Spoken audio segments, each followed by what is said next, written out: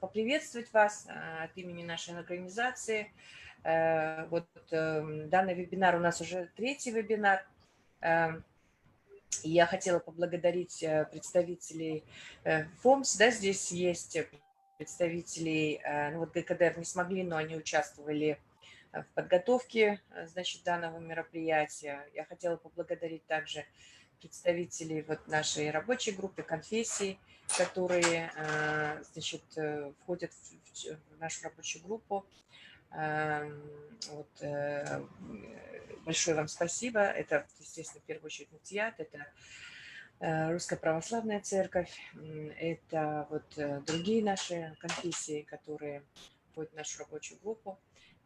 Большое вам спасибо, что согласились, во-первых, участвовать. И я очень хотела поблагодарить ФОМ за то, что представители ФОМ за то, что они согласились делать презентацию. Сегодняшняя тематика очень интересная, мы ее обсуждали, причем это были запросы со стороны как и членов нашей рабочей группы, так и многочисленных бенефициаров, которые значит, участвуют и слушают наши все мероприятия, особенно вебинары, активно задают вопросы, потому что у нас есть, все это выкладывается в соцсетях, значит, СМИ публикуют информацию, и, соответственно, очень идут большие отзывы. Поэтому, я надеюсь, что сегодняшняя тема тоже затронет интересы, в принципе, широких слоев населения. В первую очередь, конечно, мы направляем вебинар на представителей религиозных сообществ, но и также в целом, все структуры, все слои населения, потому что сейчас очень много все это выкладывается, у нас в YouTube, в соцсетях, и идут определенные вопросы, которые потом мы, конечно, тоже можем адресовать, и, возможно, как раз-таки будет отзыв, и шире будет даваться информация. То есть задача этих вебинаров в этом заключается. Поэтому я на этом хотела просто задать тон нашей сегодняшней дискуссии, и хотела бы снова передать слово нашему фасилитатору Расулу. Спасибо. Спасибо большое, Шиград Иргиновна. Да, сегодняшняя тема, как вы сами все знаете, видели, называется «Опыт социальной поддержки в социальном государстве и общественности во время пандемии COVID-19 и извлеченные уроки рекомендаций». Почему именно данную тему мы подняли сегодня? Все вы стали свидетелем того, что во время кризиса, когда заболевали многие люди, там тысячами заболевали, да, когда был пик заболеваний, требовались лекарства. И, к сожалению, тех лекарств, которые необходимы были для лечения в тот момент, большинство из них просто не оказалось в медицинских учреждениях, и в обществе создалось такое впечатление, что граждане республики остались один на один со своей проблемой, один на один с этой болезнью. И создавалось такое впечатление, что государство, мы не говорим, что государство так и поступило, но государственные институты, они как где-то самоустранились. Такое впечатление создавалось, да? И у очень многих в тот момент возникал вопрос, а за что мы платим налоги, куда уходят наши налоги, где государственная поддержка. Этот вопрос он поднимался во многих местах. И поэтому первый институт, государственный институт, который ответственен за лекарственную медицинскую поддержку, это, конечно, фонд обязательного медицинского страхования. И для того, чтобы прояснить данную ситуацию и получить информацию из первых уст, мы и пригласили наших коллег из фонда обязательного медицинского страхования, чтобы Мы из первых уст могли получить ответы на интересующие нас вопросы и послушать их точку зрения, их информацию, получить достоверную информацию с их стороны. И мы благодарны за то, что представители фонда обязательного медицинского страхования откликнулись на наше приглашение, позитивно откликнулись и согласились поучаствовать в сегодняшнем мероприятии и сделать свою презентацию.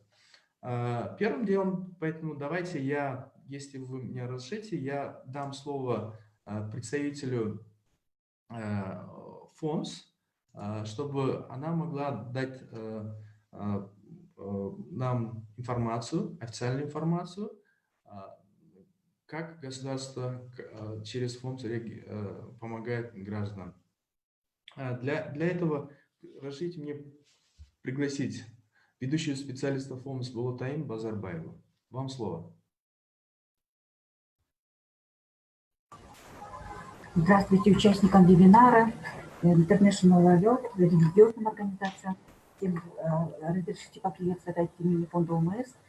Кратко расскажу, что такое фонд ОМС. Да? Фонд ОМС, он реализует политику в области... Меня слышно, да?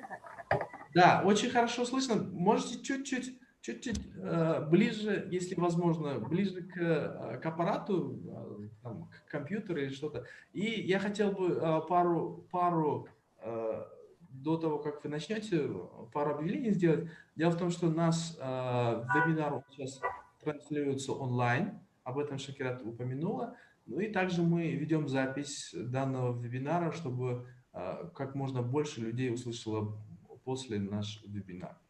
Надеюсь, у кого нет с этим проблем, возражений нет, да? Хорошо. Чтобы включить презентацию, можете нажать демонстрацию экрана, да? Спасибо большое. Да, нажмете демонстрацию экрана, и мы будем видеть вашу презентацию.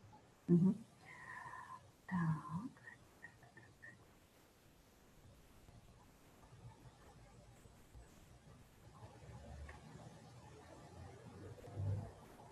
Если у вас не получается, то мы можем сами включить, или как? Да, включите, пожалуйста, тогда. Ага. Да, пожалуйста, включите. Получается. Вы просто говорите тогда следующий, а перебор. Фонд ОМС реализует политику в области базового государственного и обязательного медицинского страхования. Он аккумулирует финансовые средства и обеспечивает финансирование организаций здравоохранения за оказанные медицинские услуги. Основными задачами фонда ОМС являются финансирование организаций здравоохранения, контроль за рациональным и эффективным использованием этих финансовых средств, а также контроль качества медицинской помощи в организациях здравоохранения. Так, следующий слайд тогда. На сегодняшний день реализация прав граждан на медико-санитарную помощь осуществляется на основе программы государственных гарантий. Она утверждена постановлением правительства. Предыдущий слайд. Вы этот включили, да? Так. Фонд ОМС работает с организациями здравоохранения на основании договоров. На сегодняшний день заключены договора с 254 организациями здравоохранения, в том числе 101 стационар, 29 ЦВП, Центра общей врачебной практики, 49 ЦСМов, 16 юридически самостоятельных ГСВ, 1 городской центр борьбы с туберкулезом, 33 стоматологических поликлиник, 2 центра экстренной медицинской помощи и 23 частных гемодиализных центров, плюс сейчас 4 государственных гемодиализных центров.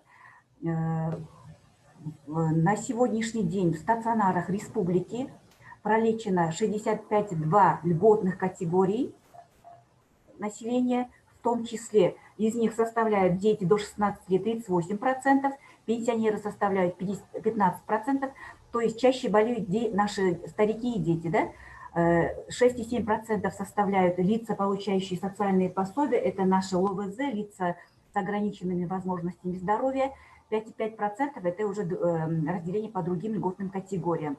В 2020 году заключили договора на пролеченный случай 987 909 пролеченных случаев на сумму 7 миллиардов 105 миллионов сомов. За 7 месяцев 2020 года пролечено 515 417 больных, в том числе с коронавирусом, 10 596 больных, это без лабораторного подтверждения, и 11 762 с лабораторно подтвержденным ковидом. Так, следующий слайд, пожалуйста.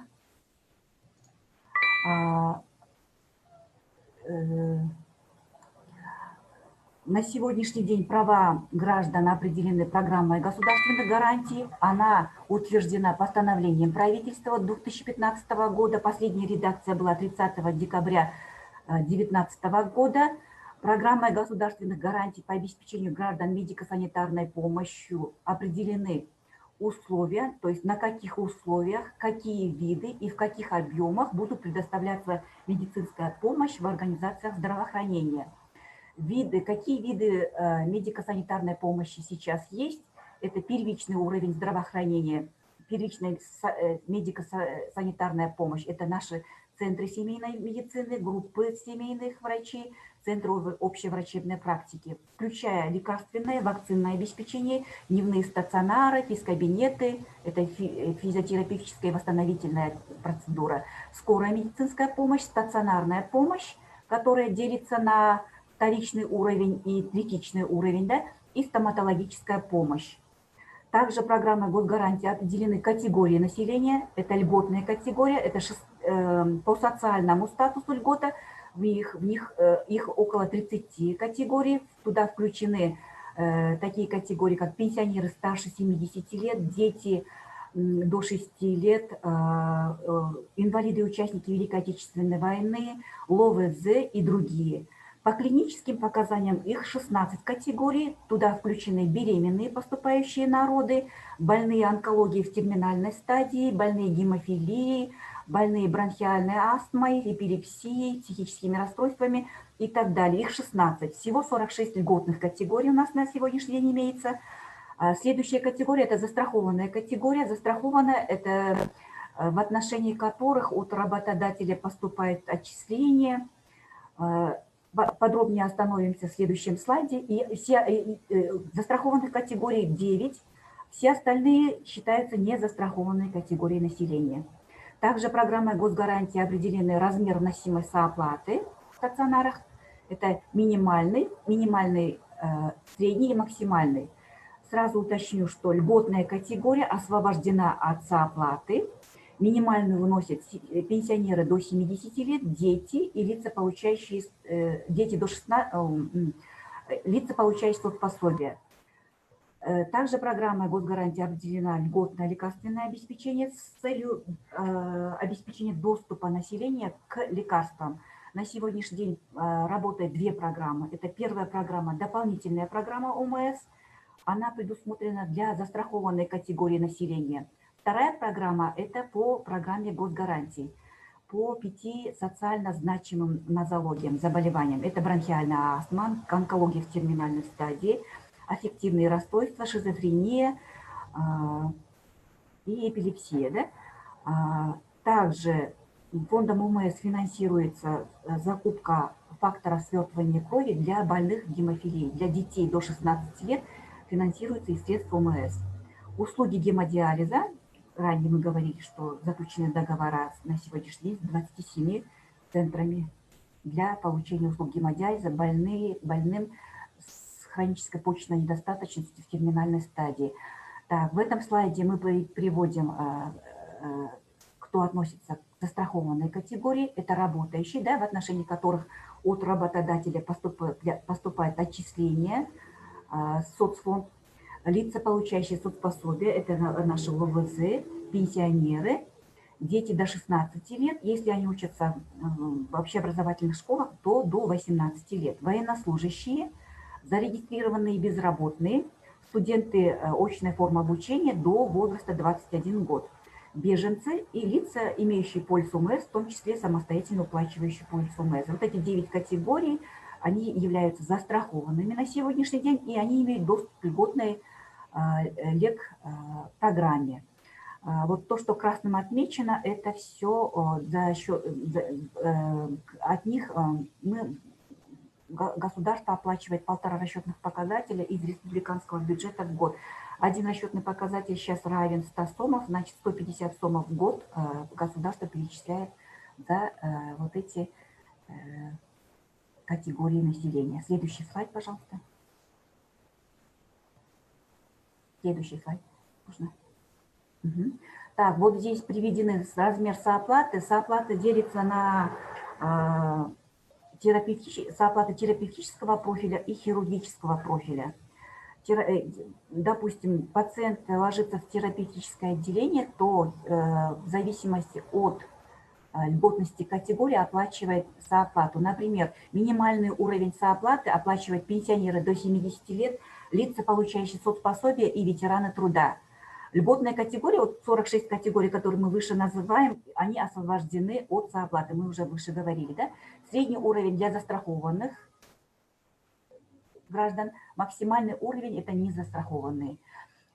Стационары у нас делятся, мы выше сказали, что вторичного уровня и третичного уровня. Да? Вторичного уровня – это наши городские, районные, областные больницы. И республиканского уровня, третичный уровень – это наши национальные центры. Например, Национальный центр охраны материнства и детства, Национальный госпиталь, Национальный центр Кыргызский научно-исследовательский центр кардиологии и терапии, да? И вот такие вот национальные наши центры.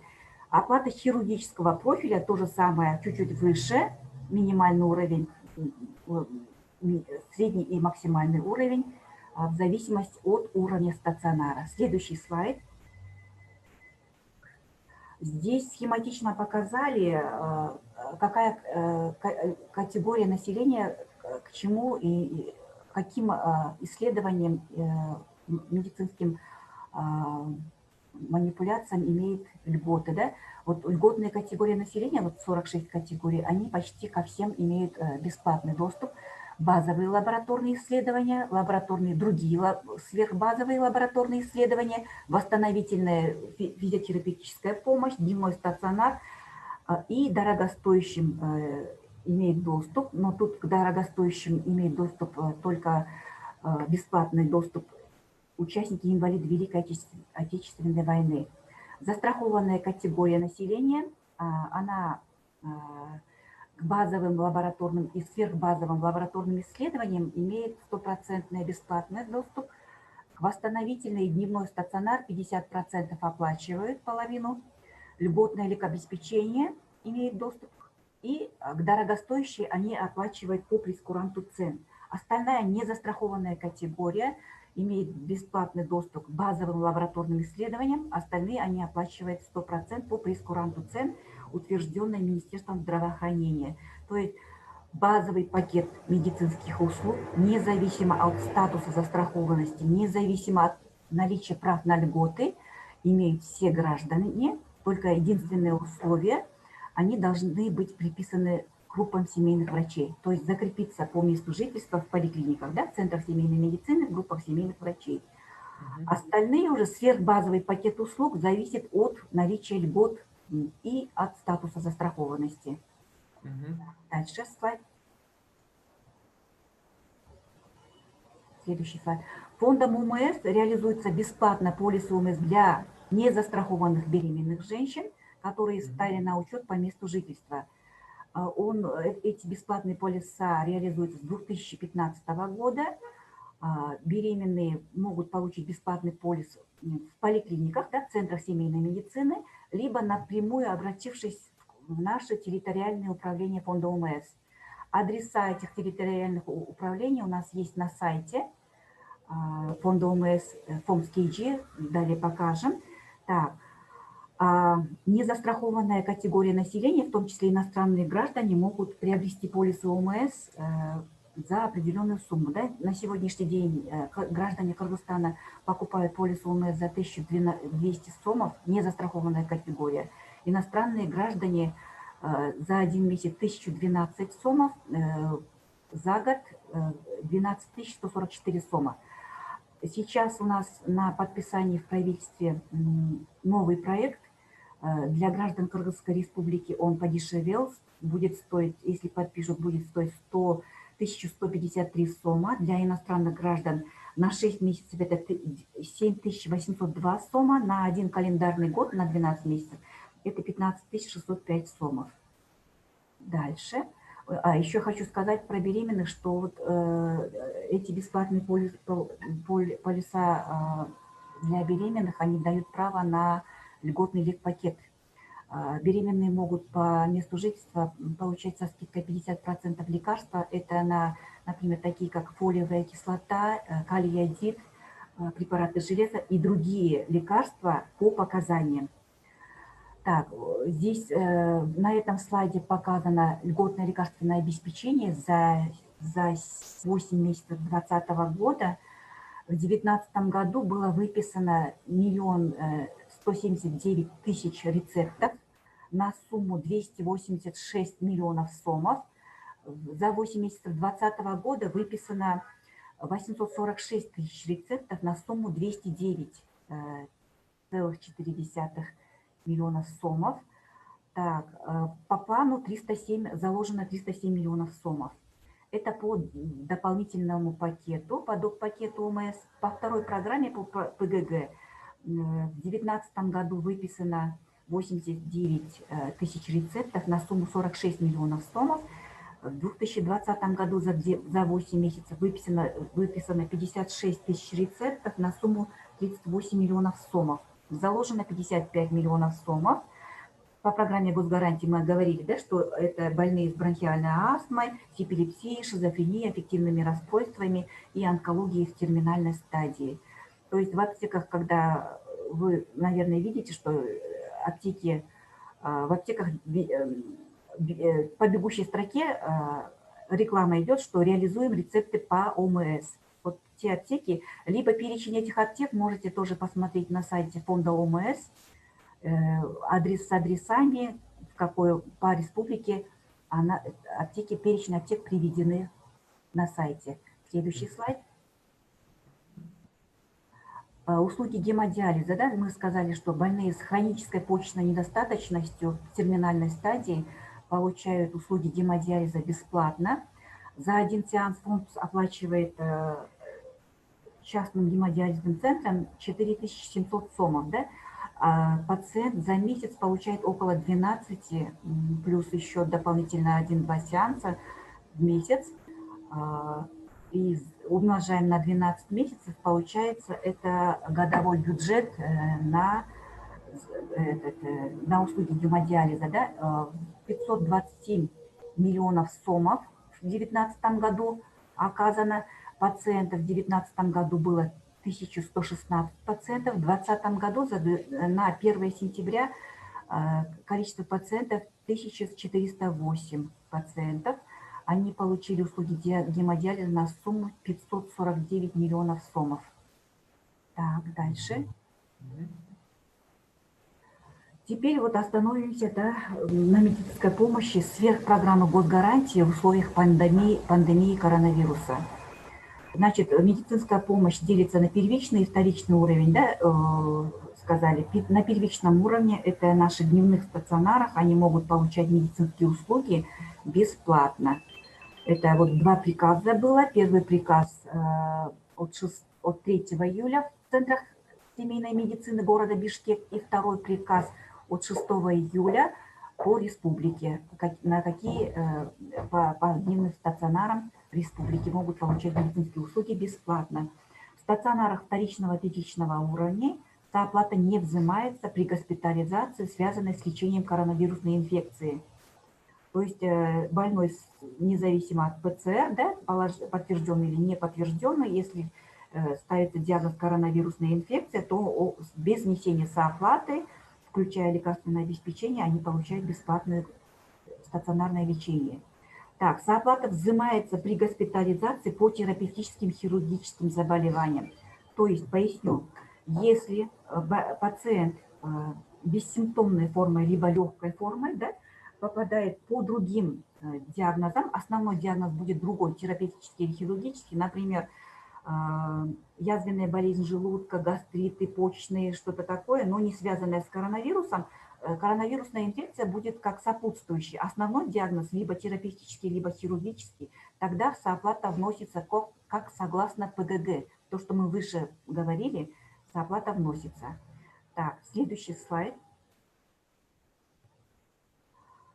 Так, здесь фондом ОМС и страхового запаса фонда ОМС оплачено 500-303 пролеченных случаев с диагнозом коронавирусная инфекция подтвержденная, 6459 случаев обсервации для контактных лиц, пролечено 10 595 случаев с диагнозом коронавирусная инфекция, не подтвержденная лабораторно. Да?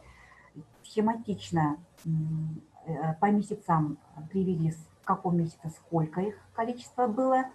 За август цифры есть, не добавим, но пока формируются, окончательные цифры будут. Теперь фондом ОМС за пролеченные случаи коронавируса оплачивается за бессимптомную форму 3030 сомов, легкая форма COVID-19 3500 сомов, это за один пролеченный случай, да? Средняя тяжесть 10 817 сомов, тяжелая форма 70 427 сомов и крайне тяжелая 132 837 сомов. Это за один пролеченный случай в зависимости от тяжести заболевания. Так, отделений развернуто коек перепрофилированных 78, дневных стационаров было 369 и дополнительное инфекционное отделение было 46 коек. Следующий слайд.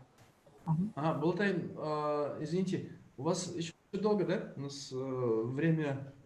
Ограничено, да? Да, ограничено. Да, у меня буквально 3 минуты. Давайте, так. Хорошо. Были выплачены компенсационные выплаты медработникам где-то около 650 тысяч сом, миллионов сомов. Так, следующий слайд. Следующий слайд.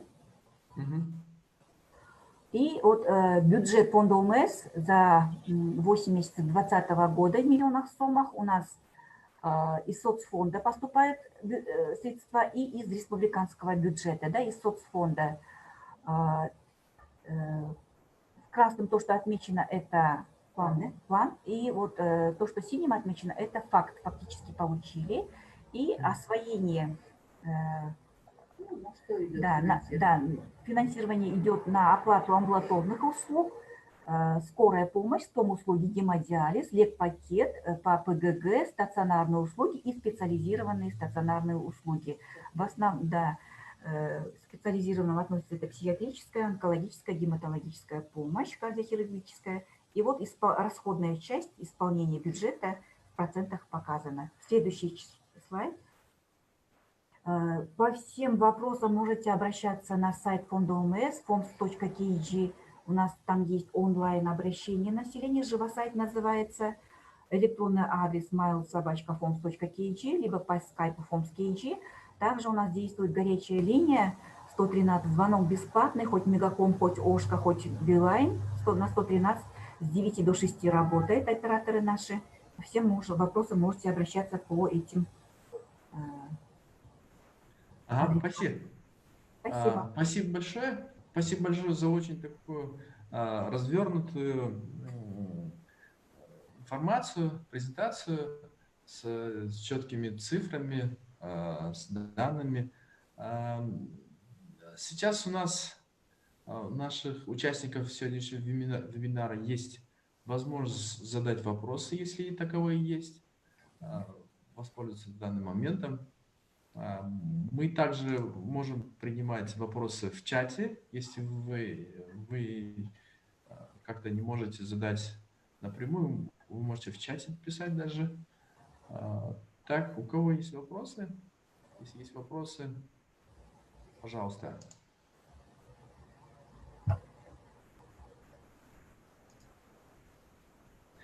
Да, ну пока наши коллеги думают, я бы хотел задать свой вопрос. Вот везде по данным идет рост по сравнению с 2019 годом, да, по расходам, по расходной части. А, Насколько это связано с ситуацией с коронавирусом? Или же это такая тенденция, которая из года в год растет тенденция? С коронавирусом связано. Да. Это, да, Дополнительно, даже да, как-то это проведено дополнительное финансирование на случай коронавируса. Были Да. дополнительные средства выделены. Я извиняюсь, вы можете сказать цифра дополнительного финансирования, какую сумму составило дополнительное финансирование? Господи, 652, 952,75 тысяч, миллиард концов. 955 300, 300 миллионов сомов, да? 75, да? Еще раз, как вы сказали? 955 Нет, вот 952 мгм, и 75. ага, 952 миллиона 75 тысяч сомов, да? 75 миллионов. 75 миллионов сомов. Ну, почти получается миллиард сомов, да? Дополнительное финансирование профинансировано было. А вот На выплаты компенсации. Мгм. Это только на выплату компенсаций. на выплату. А вот в лекарственном обеспечении сколько было профинансировано, добавлено? На лекарственное обеспечение было по линии Минздрава. Нам из бюджета фонда ОМС не было выделено средств. Окей. Хорошо. Коллеги, у кого есть вопросы? Вот во время пандемии, как я сказал, было много критики в адрес ФОМС, да? Что реакция реакция не своевременная, что очень плохое лекарственное финансирование. Вот какие-то уроки были извлечены из сложившейся ситуации в июне-июле месяце особенно? Фонд ОМС финансирует первичный уровень здравоохранения за подушевой норматив, да? То есть сколько приписанного населения в той или иной организации, она на то количество выделяет финансовые средства. Стационарам выделяет финансовые средства за пролеченный случай. И стационар свой бюджет, все организации здравоохранения обладают финансовой автономией, и они решают, на что, как потратить свои финансовые средства. Стационары должны были закупить лекарственные средства за счет своего бюджета, консолидированного бюджета, и обеспечить население лекарственными средствами. Фонд только финансирует. А также дополнительно были по линии Минздрава на лекарственные средства выделены средства. Спасибо. Спасибо за прояснение ситуации. То есть с ФОМСом стационары фактически работают постфактум, после предъявления, я так понимаю, да, после предъявления каких-то затрат. Да. Так, да? Да. Хорошо. Спасибо большое. Есть у коллег вопросы?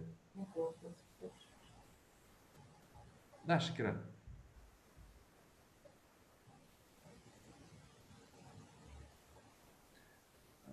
Шакира, вас не слышно? Вижу, что вы говорите, но вот не слышно. Наверное, со связью какие-то проблемы.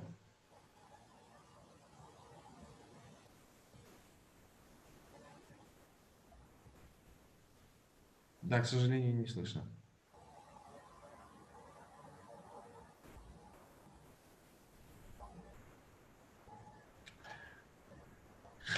Хорошо.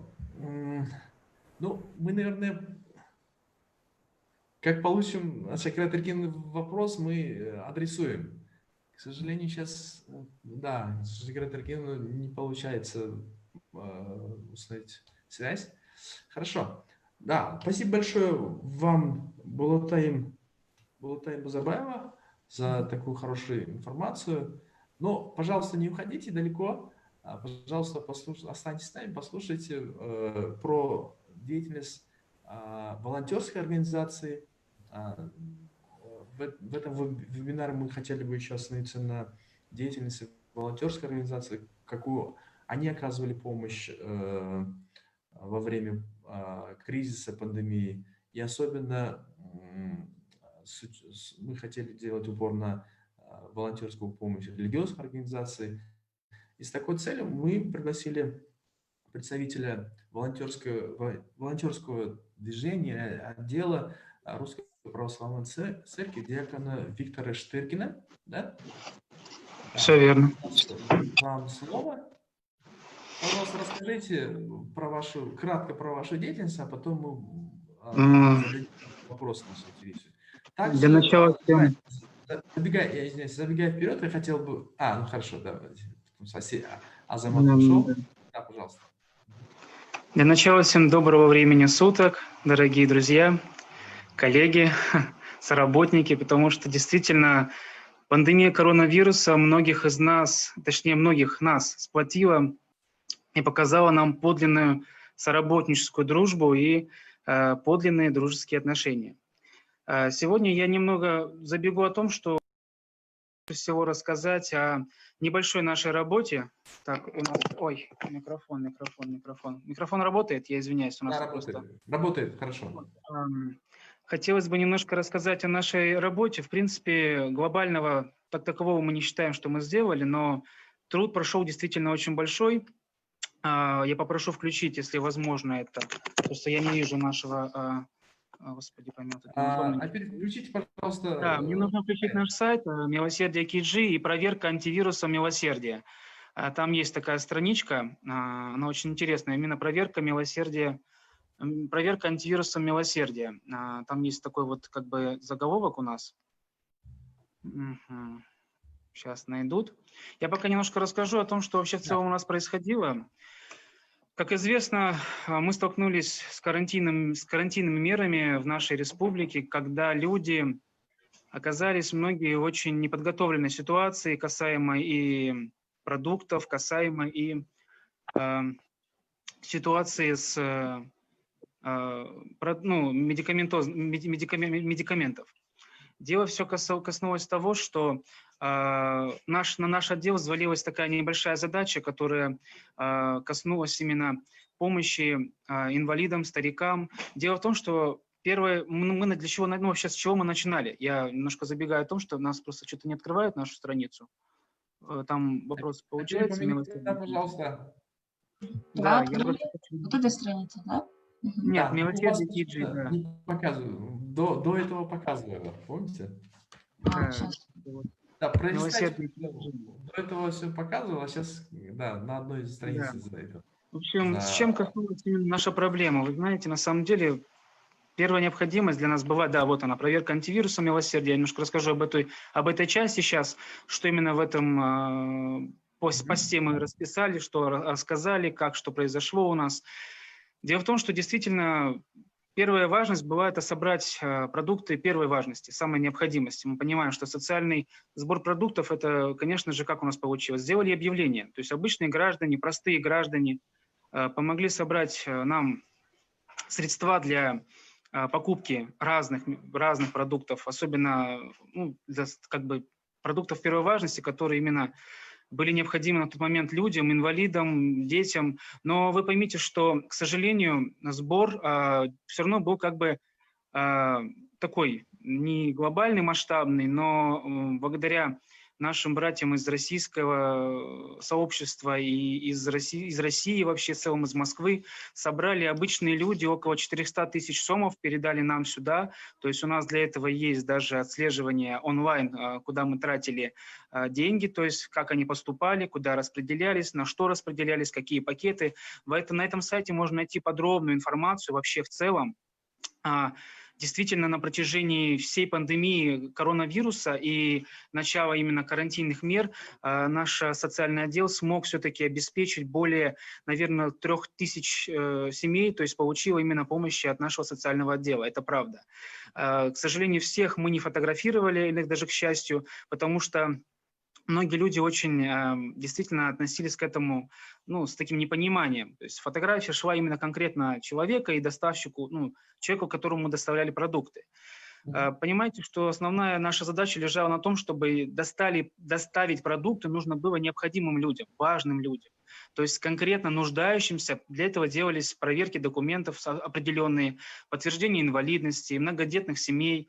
Ну, в принципе, это было действительно самым важным для нас, так как эти люди, эти слои населения, в принципе, они немножко у нас не защищены, ну, или защищены, но не в полной мере того, что, ну, людям не хватает, в принципе, вот на свои нужды. Действительно, они обходились самым малым, и благодаря именно вот нашим согражданам, кыргызстанцам, которые неравнодушно отнеслись к нашему прошению о помощи именно семьям инвалидов, многодетным семьям, ну и в целом вообще всему населению, которое нуждалось в тот момент вообще, в принципе, без еды находилось, они помогли нам действительно, знаете, ну каждый собирал как мог. Действительно врать не хочется, то есть каждый чем мог, тот и что и жертвовал. Действительно, основная проблема легла потом на нас, то что в момент карантинных мер закрыли все, поставили блокпосты, закрыли все дороги, и была проблема с автодобровольцами, но мы нашли автодобровольцев, и наше государство нам сделало нам пропуски на нашу организацию, да, на наш отдел социального служения, где мы смогли потом беспрепятственно довозить продукты в нужные места для наших дорогих подопечных и вообще людей, кто нуждался в тот момент и нуждался сильно в продуктах и медикаментах. Действительно, работа колоссальная. Я вот буквально скажу, что в Москве был небольшой такой вот как бы челлендж, где собирали люди, ну, как бы сказать это правильно, ну, помощь, да, жертву. Вы знаете, в Москве, вот только вот представьте себе, что за 2 месяца сборов в общей копилке акции «Церковная помощь», только за 2 месяца, эта акция «Церковная помощь. Антивирус милосердия» собралось почти 8 миллионов рублей, которые распределились по всей России, СНГ и СНГ, точнее. Но вот на наш Кыргызстан передали именно 400 тысяч. Действительно, в тот день даже у нас была раздача, где вначале вам показывали, только в тот день 500 семей получило сразу хорошую продуктовую помощь, очень хорошую. Действительно, было все. Абсолютно, было очень, ну, обширный такой пакет хороший собрали, очень было так радостно. Единственное, что еще хотелось бы отметить, то, что на тот момент мы знаем такую фирму, как Яндекс.Такси, да, они выделили 350 льгот бесплатных перевозок в тот день, когда мы раздавали вот эту вот огромную акцию нашим гражданам, бесплатных перевозок. То есть мы могли перевозить и инвалидов бесплатно в тот день. Одна, вот этих вот 350, как их правильно назвать, они назвали так еще грамотно их, я вот сейчас не могу вспомнить, честно, брать не хочу. В общем, они дали нам 350 льгот на перевозок, одна льгота составляла около 200 сомов. Действительно очень приятно видеть, что наши сограждане, наши соотечественники, наши друзья и коллеги из разных стран, и не только из Кыргызстана, оказались именно в таком дружественном положении, отношении к нам и оказались неравнодушными. Поэтому самое основное, что сейчас, наверное, необходимо, это все-таки запастись какими-то определенными продуктами. Я слышал, что ВОЗ и многие другие говорят сейчас о том, что планируется вторая волна, да, как нам всем известно, которая якобы надвигается. Вот мы пока никто не знаем все это, лишь только надеемся на лучшее. Но вот в планах действительно сейчас стоит цель, это создать склады, которые у нас они есть, в накоплении именно продуктов первой важности. Вот сейчас такая у нас задача, медикаментозных продуктов. Мы также открывали стационар, может быть, кто знает. У нас был стационар, именно «Красная зона», где обеспечивали лечение именно людям, ну, которые действительно нуждались в этом лечении, которые находились в плачевном состоянии, причем полностью бесплатно, начиная от МРТ и прочих других вещей. То есть все ложилась финансовая часть на нас, так как с Божьей помощью потихонечку все собиралось. И все средства у нас фиксируются онлайн постоянно, то есть все абсолютно открыто, прозрачно, и для всех эта информация не скрыта. Вот, наверное, на этом я остановлюсь, чтобы вас не мучить. Да. Вот. Спасибо большое, Диакон Виктор, за такую хорошую информацию, и вообще за вашу работу, за вашу волонтерскую деятельность, которую вы оказали. Вы знаете, я хочу сказать больше спасибо нашим друзьям, друзьям-мусульманам, потому что вот честно, безумно благодарен им, когда у них были праздники, даже и не праздничные дни. Они нам помогали очень сильно продуктами, даже горячим питанием. Они предоставляли очень в огромном количестве плов для раздачи именно нуждающимся. И им огромное спасибо не только в этом, потому что они предоставляли нам волонтеров, ребят, «Руки добра», всеизвестная тоже организация «Руки добра». Они тоже участвовали полностью во всех наших мероприятиях до конца, так же, как и наши братья-мусульмане. То есть все было вместе. Я действительно очень благодарен нашему народу за то, что мы сплотились, и за то, что мы просто поняли, что беда действительно сближает. Это очень важно. Прям дай Бог всем здоровья и успехов в ваших непростых трудах. Да, спасибо большое. Спасибо большое, Диакон Виктор. Сейчас я хотел бы дать возможность выступить нашим волонтерам из регионов, из Сталасской области, Азамату Асейнову, и потом уже задавать вопросы волонтерам, и вам в том числе. Да? Азамат Асейнов, саламатсыз ба? Саламатсыздар бе, урматтуу вебинардын катышуучулары. Негизи эле пандемия баягы дүйнөлүк масштабта, анын ичинде Кыргызстанды каптаганга өзүнүн колун сунду. Негизинен Таласта биз март айынын аягынан баштап ишмердүүлүгүбүздү баштаганбыз. Бираз эле баягы ишмердүүлүккө өтө берейинби бул жерден. 17 апрелден баштап биз ошол облустук штабка мүчө болуп кирип, ал жерде негизинен баягы пандемия башталган учурда карантин маалында дезинфекция иштери башталган болчу. Ошол иштерди биз өзүбүздүн мойнубузга алганбыз. Санэпидем кызматынын өкүлдөрү бизге баягы мастер-класс жобосу биринчи техникалык коопсуздук боюнча эрежелерди үйрөтүштү. Ошондон баштап биз облус боюнча мисалы Талас облусу 4 район, 1 шаар, 37 айыл өкмөт, 90 айыл кыштак бар. Ошол айыл кыштактардын баарында тең, ар биринде кеминде 7ден, көбүндө 12-13ден болгон объектилер бар. Бул мектеп, бала бакча, айыл өкмөттүн имараттары, мечиттер, чиркөө, андан тышкары балдар ойногон аянтчалар, кыскасы коомдук жайлардын баарын тең ошол залалсыздандыруу боюнча дезинфекция иштерин ошол биздин топ жасап чыгышты биринчиден. Экинчиден, айыл жергесиндеги түшүндүрүү иштери боюнча 37 айыл өкмөттүн ичинде ар бир айылда блокпосттор коюлуп, баягы оорунун таралышына бөгөт коюу боюнча карантиндик постторду орнотулган. Ошол жерде биздин балдар туруп атты. Жалпы 2 ай ичинде башында ошол дезинфекция иштерин баштаганбыз. Анан кийин гуманитардык жардамдарды таратуу боюнча, мисалы биздин балдарыбыз жалпы ошол Бишкек шаарынан жана башка мамлекеттерден келген жардамдардын ичинен бир 2200 кап унду өз даректерине жеткиргенге мүмкүнчүлүк болду. Андан тышкары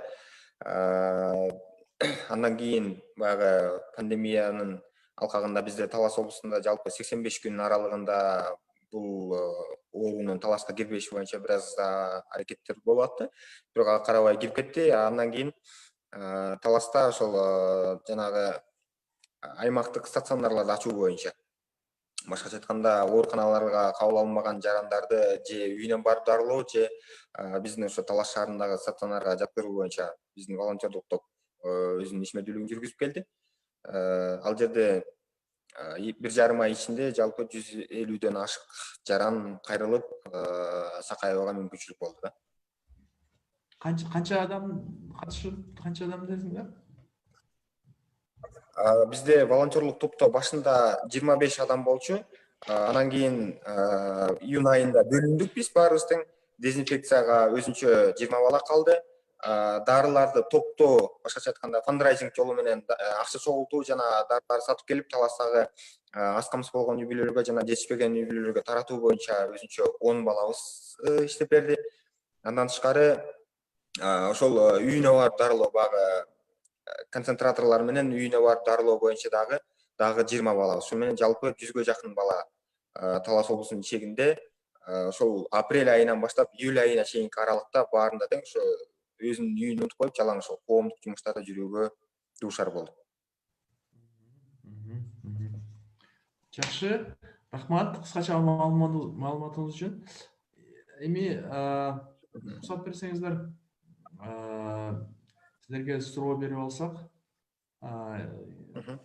Коллеги, у кого есть вопросы, вы можете задавать. Ну, я бы хотел задать вопрос нашим обоим волонтерам. Вот не страшно было быть волонтером? Не боялись заразиться, там, заразить своих близких, семью? Нет, вообще не было. Не было такой мысли, да? Не было вообще. Да, Дьякон Виктор. У меня вы пропадаете местами, я вот поэтому пересел уже. Можете повторить вопрос? Вот исчезает. Не страшно было быть волонтером в те, ну, очень кризисные моменты, там, когда заболеваемость была очень большая? Не боялись заразить своих близких? Честно скажу, вот без обмана, наверное, все-таки здесь проснулось во мне что-то такое, как бы жертвенной любви, наверное, но страшно, конечно, за свою жену, за своего ребенка, но в практической стороне страха, в принципе, не было, а в технической я просто свою семью увез от себя на 1,5 месяца, серьезно, в горы к своим родным, а сам вот трудился здесь. Заболел, врать не буду, болел непонятно чем, потому что было что-то такое в конце уже моих трудов. У меня была бескусица, но температура 2 дня всего лишь. Но, честно говорю вам, вы бы видели те лица, которые получали помощь. Оно того стоило. Я вам честно скажу. Спасибо. Спасибо большое.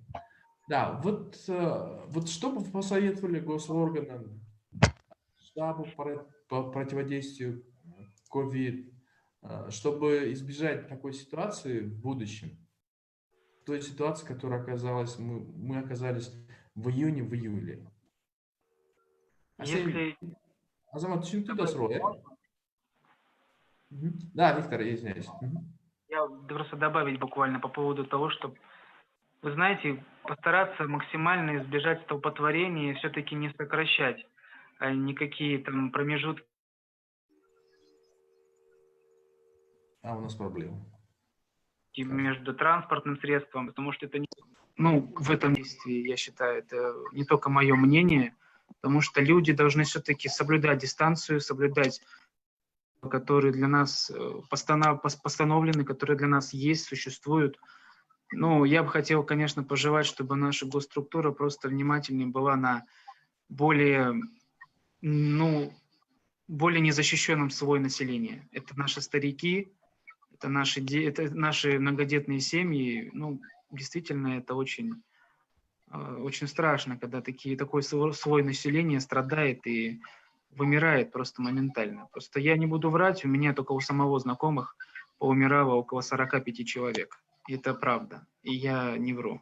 Это количество, я вам сказал, точное. Поэтому надо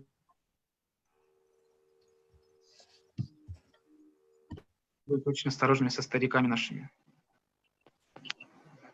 Спасибо. Спасибо. Азамат? Жеке менин пикиримде бул саламаттык сактоо министрлигинде аналитиктердин жоктугу же болбосо алардын ошол бөлүмдөгүлөрдүн шалаакылыгы болду деп эсептейм. Себеби дегенде биз мисалы волонтердук топ стационарды ачууда 8 күн аралыгында жетиштик. Баардык каражаттарды, баардык ошол медициналык техникаларды, жабдууларды коюу үчүнчү.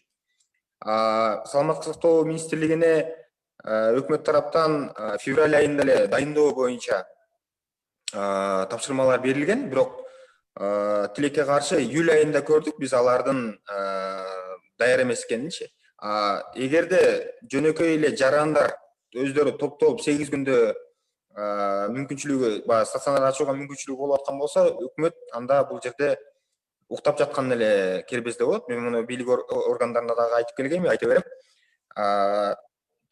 Сунушум саламаттык сактоо министрлигинин алдында чет өлкөдөн окуп келген же болбосо ошол жакта иштеп жаткан ушул тармактагы аналитиктерди алып алардын прогнозу менен гана ишмердүүлүктү жүргүзүш керек. Себеби дегенде биз көрдүк булардын абалында Россия Федерациясы жана Казакстандын гана сунуштарын интернеттен көчүрүп алып, ошонун гана негизинде препараттарды же болбосо жана рецепттерди дайындоо менен гана ишмердүүлүктү жүргүзүп келди. Өздөрү мындай көз карандысыз ойлонуу же болбосо алдын ала прогноздоо боюнча бирөөсүн да баш жеткен жок. Сиз ушундай деп ойлойсуз, э? Рахмат. Кеңешиңиз кандай болот эле ошондо? Ушундай жагдай дагы бир жолу кайталанбаш үчүн июнь, июльда абдан татаал мезгилге туш келдик да.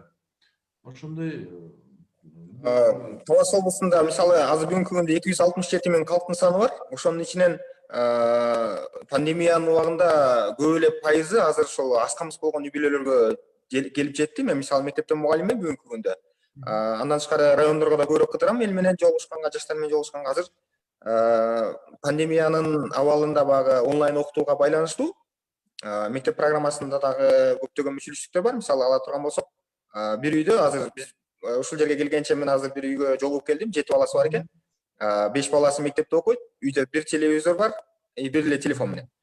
Ошондой эле абалда пандемиянын негизги шарттарында көбүнчөсү биздин практикада көбүнчөсү арык адамдар мындай оор түрүнө чалдыгышкан жок, жеңил түрүнө эле багы даам сезбей, анан тердеп, ошонун натыйжасында эле чыгып кеткен учурлар болот. Ошон үчүн адамдарга көбүрөөк кыймылдасын деген эле кеңешти берет элек. Аралыкты сактоо башкасы бизде Талас облусунда андай деле мындай роль ойнобой калды. Себеби дегенде шайлоо процессиндеги үгүт иштериндеги маселелердин баарын да тең көрүп атабыз. Дистанцияны сактоо боюнча бизге канча айтсаң деле мындай өздөрү жон териси менен сезмейинче ал нерсени жеткирүү кыйын экен. Ошон үчүн аралыкты сактабай, бирок көбүрөөк кыймылдасын деген эле кеңешти берем. Рахмат. Рахмат, спасибо большое диакону Виктору. Азамат, сизге да чоң рахмат. Абдан пайдалуу кеңештерди бөлүшүп кеттиңиз, маалыматты бөлүшүп кеттиңиз. Анан у нас остались вопросы некоторые к представителям ФОМС. Я здесь вижу, что вернулась к нам представитель ФОМС, и у нашего представителя International в Кыргызстане, Шакира Таркинова, есть вопрос. Пожалуйста. Булатаим, вы нас слышите, да? Булатаим, вы нас слышите? Не слышит, да? Не слышит, да, получается? Да, сейчас. Булатаим, вы нас слышите, да? Вроде анмютнула, но вот. Расул, может быть, задать там, которые вопросы в чате были, потом я в конце, потому что у меня такой вопрос тоже к ФОМС, и вот сейчас очень хорошо вы задали вопрос как раз-таки представителям, значит, волонтеров с их рекомендациями, и достаточно очень такие хорошие рекомендации были даны, и действительно выводы. Вот у меня был вопрос, ну, наверное, вначале, может быть, задать те, которые вот коллеги тоже в чате задают. А потом я свой вопрос. Был вопрос в чате, выплачены ли компенсации врачам? Это, конечно, ФОМС адресовался, но мы сейчас, просто мы даже не знаем, ФОМС, они с нами или нет. По линии, кажется, с нами, но вот ответ... Может, Айпери попробовать позвонить? Позвонить по городскому или там? Сейчас, одну секунду.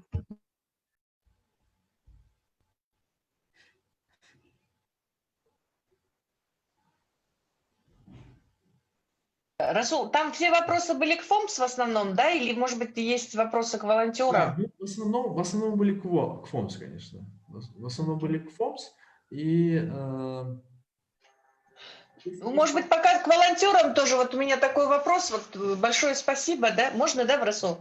Да, пожалуйста. Да. Вот у меня такой вопрос, пока мы соединяемся с ФОМС. Конечно, у меня тоже и к ФОМС был вопрос, но вот к волонтерам. Было бы хорошо, вот очень хорошо, что вы подняли вопрос, в смысле предложения дали, по поводу вот как, ну вот у нас, у всех, да, вот граждан Кыргызстана, основной сейчас большой вопрос всех волнует, да, вот говорят о второй или говорят даже третьей волне коронавируса в стране, возможно, там в ноябре, вначале говорили октябрь, сейчас говорят о ноябре месяце, там ноябрь-декабрь. И, естественно, это всех очень волнует, тем более, что ну, мы, вот дети наши, да, сейчас школьники учатся онлайн, то есть мы, в принципе, еще в режиме как бы карантина в некотором смысле. Вот. И всех сейчас волнует, все это пережили.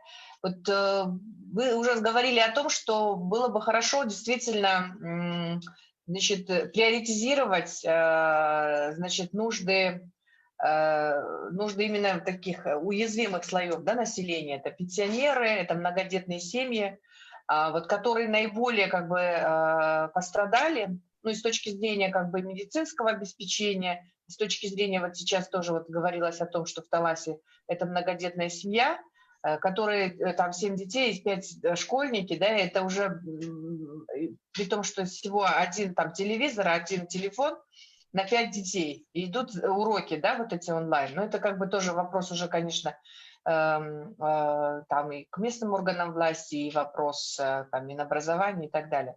Но вот с точки зрения как бы подготовки, да, вот к следующей волне, вот как вы считаете, вот, конечно, понятно, что это должно быть к уязвимым слоям населения, но вот и это, конечно, со стороны государственных органов, должно быть местных органов самоуправления, но вот со стороны вот волонтеров, да, и общественности в целом. Как вы считаете, как нам необходимо вот выводы, те, которые по опыту вашему, как нам лучше подготовиться и организоваться для того, чтобы как бы более эффективно и вот с наименьшими потерями, да, пройти, если это будет следующая волна? Во-первых, минимизировать риски, да, вот, которые могут быть. И во-вторых, вот самое, конечно, ужасное, это то, что были количество смертей. Вот представитель ФЦ сказал о том, что вот там 45, на его только, да, как бы, и среди его знакомых 45 смертей. Это просто невероятные цифры. Вот, и каждый из нас имел такие, знает таких людей, что произошло вот в июне, в июле. Вот, вокруг нас. И поэтому как, вот на ваш взгляд, как волонтеров, представителей общественности, что нам необходимо приоритизировать и как наиболее эффективно подготовиться? Вот какие у вас есть предложения?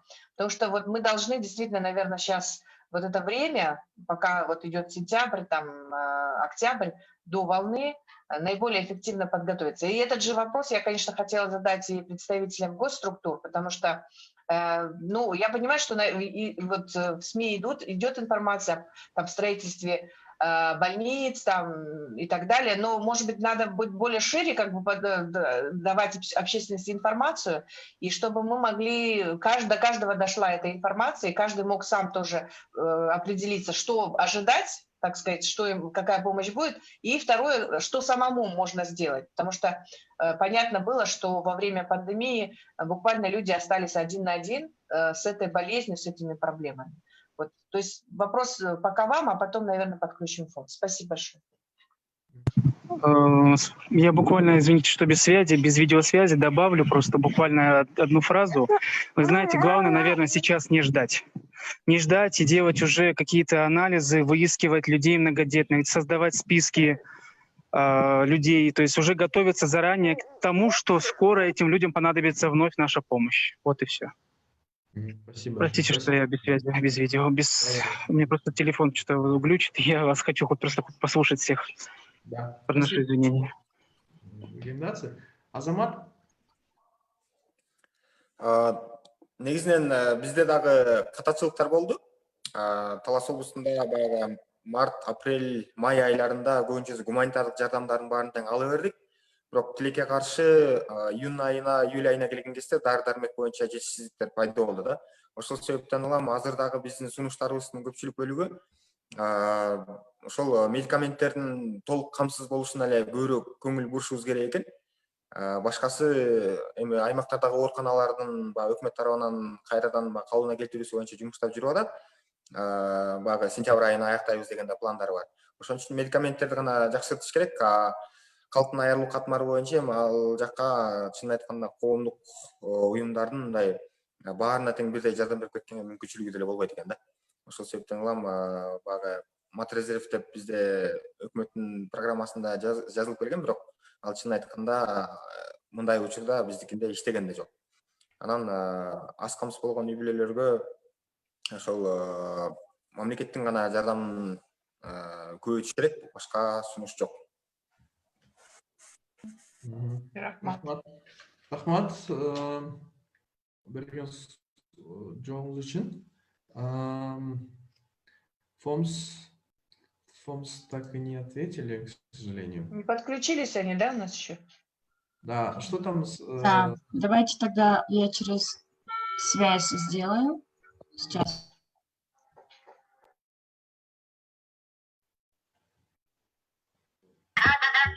Да, пожалуйста. Задавайте вопрос. Слышно? Да. Болтаем, извиняемся еще раз, что тревожим, но вы покинули нас быстро, поэтому у нас такие вопросы были онлайн. Выплачены ли компенсации врачам по линии ФОМС? Извините, пожалуйста, за техническую такую ошибку. У нас не подключается микрофон. У нас в слайде я вам показывала, что компенсационные выплаты медицинским работникам, врачам, среднему медперсоналу, младшему медперсоналу и прочему персоналу было выплачено по месяцам, включая июль месяц. Август месяц мы подали заявку, мы сейчас ждем финансирования, и как только они подпишут, на август тоже будет выплачено. А какую сумму он составляет? И в среднем на одного медсотрудника какая она сумма составляет? Так, я могу сказать общую сумму. Сейчас, минуту.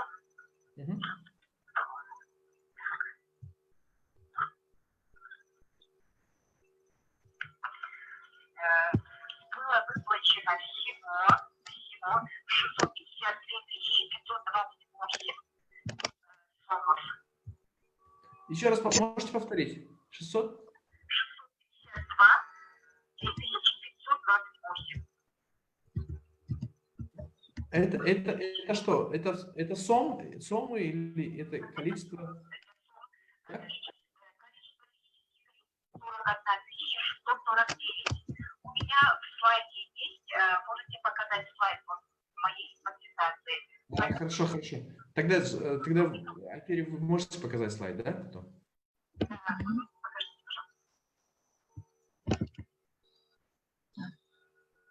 И я зачитаю, чтобы слушателям тоже было понятно, потому что не очень хорошо слышно то, что она говорит по телефону. Сейчас, открывайте.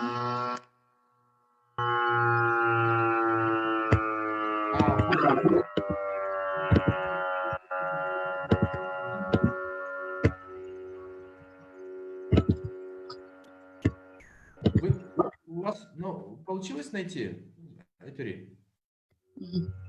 Так, это какой слайд? Это слайд, я вам скажу, где-то в конце. Где-то в конце. Вот 12-й, да. 12-й. Да.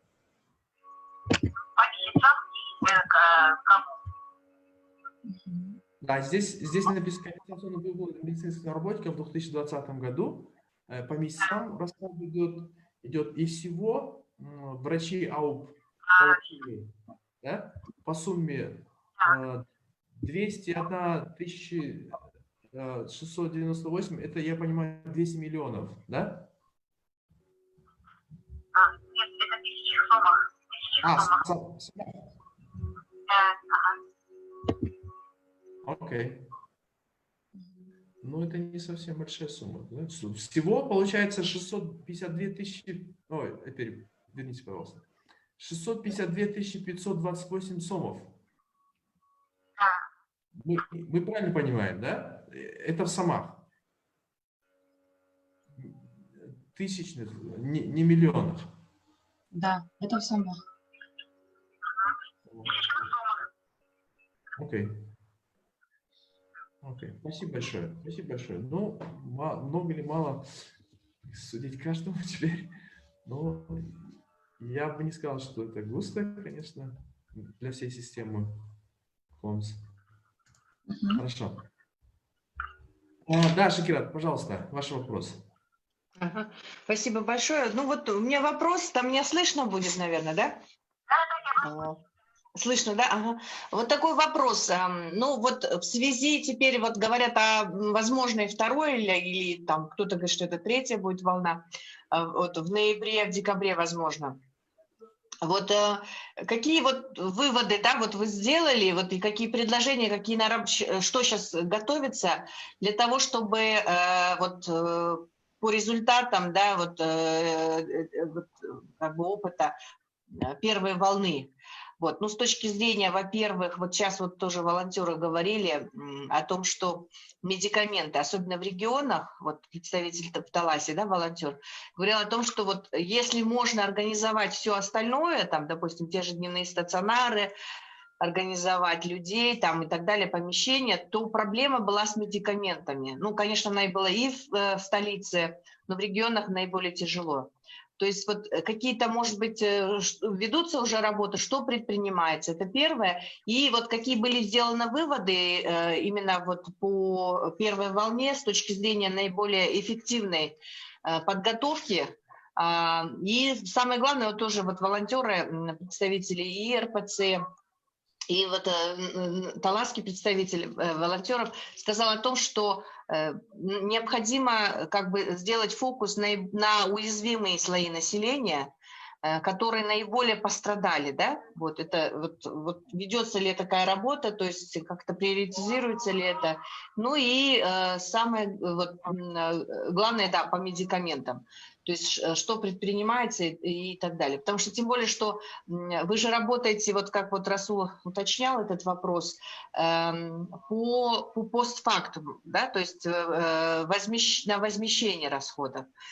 Вот это в больницах, там, государственных и так далее. А вот если, помните, очень большая волна была именно оказание помощи, это были дневные стационары, которые не были вот как бы относящиеся там в систему там здравоохранения, вот, которые были организованы. И вот туда пошла большая волна населения туда. И вот там не хватало и медикаментов, и как бы уровень смертности там, по-моему, был выше. Вот, что предпринимается, другими словами? Вот тоже было бы хорошо, если вы дали бы эту информацию, чтобы население как бы знало. Потому что, с одной стороны, и знали, что ожидать от как бы помощи со стороны государства, там, и где должны волонтеры как бы фокус делать своей работы, и население в целом, то есть подготовиться вот к возможной второй волне. Спасибо большое. Да, по дневным стационарам сразу скажу, что сейчас подготовлен проект приказа, совместного приказа Минздрава и фонда УВС по дневным стационарам. Он пока не подписан, он на стадии обсуждения. Вот вчера тоже рабочая группа собиралась, обсуждалась. И пока это подписан, пока ничего сказать не могу, потому что рабочая группа обсуждает по стационарам именно вот поведение, медицинские услуги, какие платные, какие бесплатные, да, по медикаментам, по медикаментам в том стационаре, а также по обследованию. Поэтому пока ждем документ. И как только документ получим, можно дополнительно это сообщить. По лекарственному обеспечению в стационарах скажу, что вышел 4-й протокол, и протокол по лечению коронавирусной инфекции, обновленный, новый, там были дополнены лекарственными средствами новыми, мы составили перечень лекарств для лечения коронавирусной инфекции и разослали по всем организациям здравоохранения.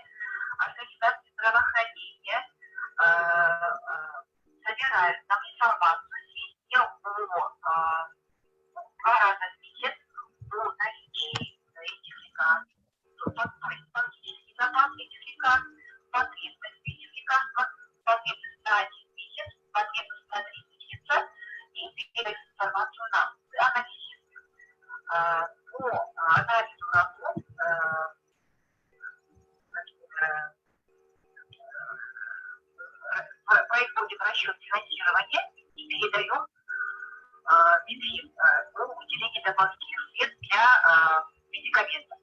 Каждая организация отвечает за достоверность информации, которая подается, за правильный подсчет потребностей. И также по Роспотребнадзору производится закуп лекарственных средств и будет распределяться по организациям здравоохранения в зависимости от поданных потребностей в лекарствах. Также я вот Юлию просила, чтобы были представители, спрашивала, будут ли представители Минздрава, они бы более подробно ответили, возможно, потому что в данный момент открывается 3 новых инфекционных отделения по республике, да, и 8 перепрофилированы от COVID. Идет работа по расчету штата, по потребности в медикаментах, потребности в оборудовании.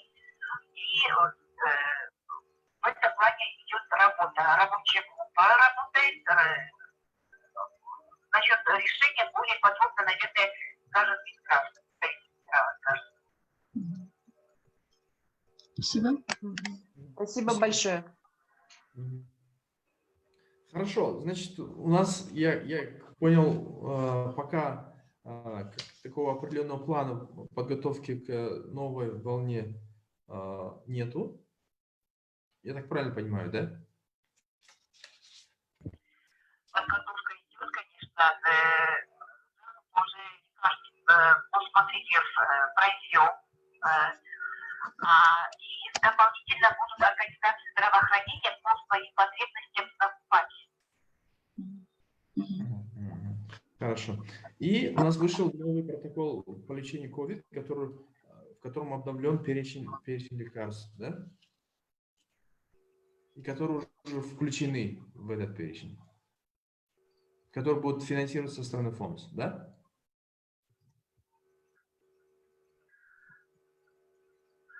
Перечень лекарств для лечения ковидной инфекции мы разослали по всем организациям здравоохранения. Они по вот этому перечню работают. Да, что у них в наличии есть, что нет, что в запасе есть, какие потребности на 1 месяц, какова потребность на 3 месяца. Рассчитывают расчеты. Спасибо большое. Спасибо большое. Может быть, пожалуйста, не уходите пока далеко. Может быть, еще у участников будут вопросы к вам, потому что это финансирование медуслуг, медработников, вообще финансирование медицинского сектора очень насущный вопрос. Может быть, у кого есть вопросы?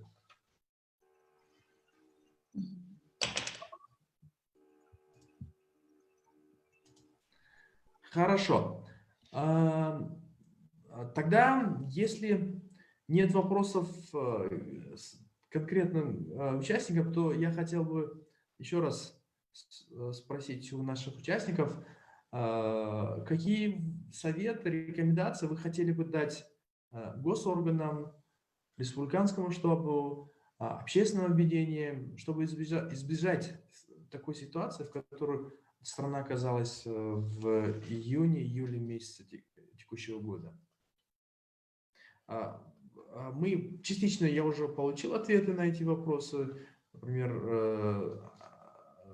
диакон Виктор сказал, что не ждать, пока она наступит, а уже начинать подготовку со списков нуждающихся, так как они самые уязвимые, и они первыми примут на себя удар, что вполне естественно. Азамат Асейнулу, наш участник из Таласской области, порекомендовал уже готовить лекарственные средства, быть готовым с перечнем лекарственных средств. Если есть еще какие рекомендации, советы? Расул, я вот еще бы рекомендовала просто спросить ФОМС, может быть, со стороны госорганов, да? Ну, естественно, мы к Минздраву обратимся, РЦУС, да? В плане, что ожидают они со стороны общественности, да, и населения. То есть, может быть, скоординировать таким образом все наши действия. Спасибо. Да, хороший вопрос, спасибо.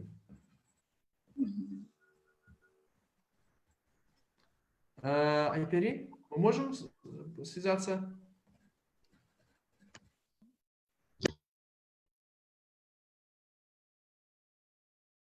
Можете еще раз вопрос повторить? Что ожидает ФОМС со стороны, со стороны государства, со стороны общественности? Какую координацию, какую помощь? Со стороны волонтеров, возможно.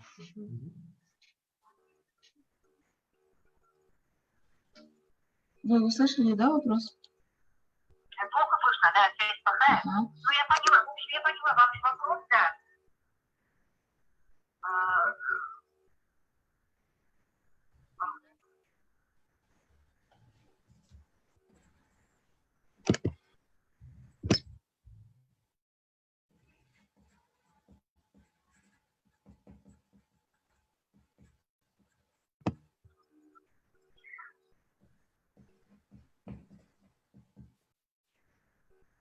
Да, Айпери, Нет, да, вопрос? Можете ответить? Ага.